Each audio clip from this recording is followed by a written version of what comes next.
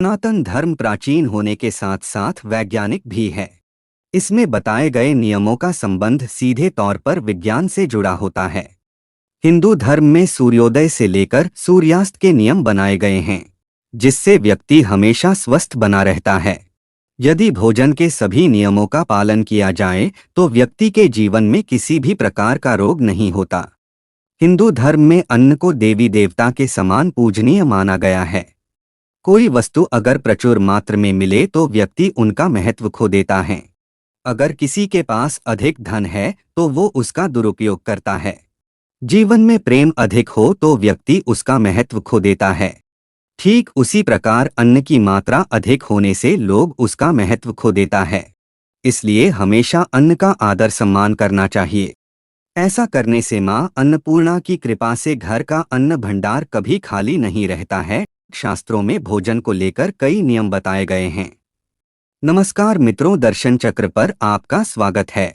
मित्रों, आप चैनल पर नए हैं तो कृपया चैनल को सब्सक्राइब कर दीजिएगा, और आप भी हनुमान जी के भक्त हैं तो कमेंट सेक्शन पर जय श्री राम जरूर लिखें। तो चलिए शुरू करते हैं आज की प्रस्तुति।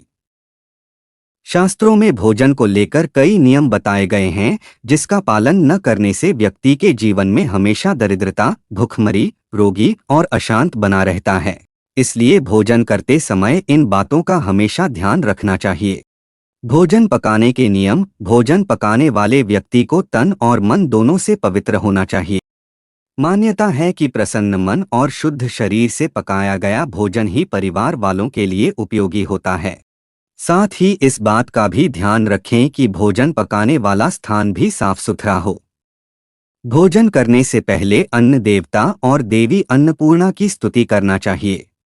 उनका आभार प्रकट करते हुए प्रार्थना करें कि सभी भूखों को भोजन प्राप्त हो। इसके बाद ही भोजन करना चाहिए।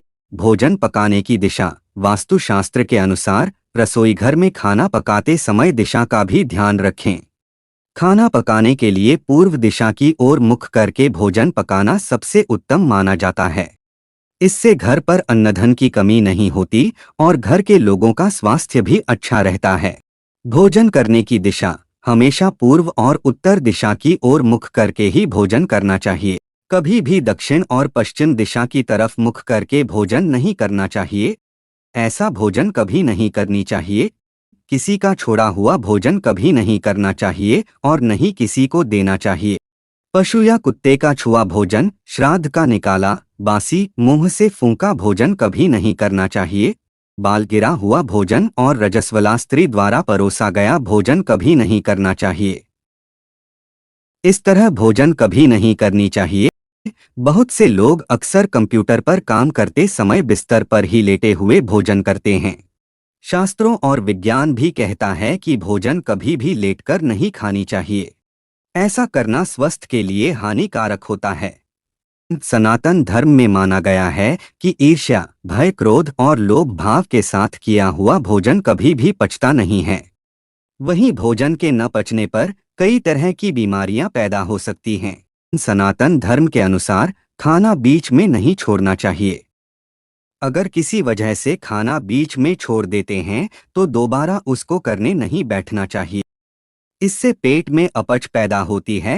मौन रहकर करे भोजन। आपने अक्सर बड़े बुजुर्गों को कहते सुना होगा कि खाना खाते समय कभी भी बोलना नहीं चाहिए।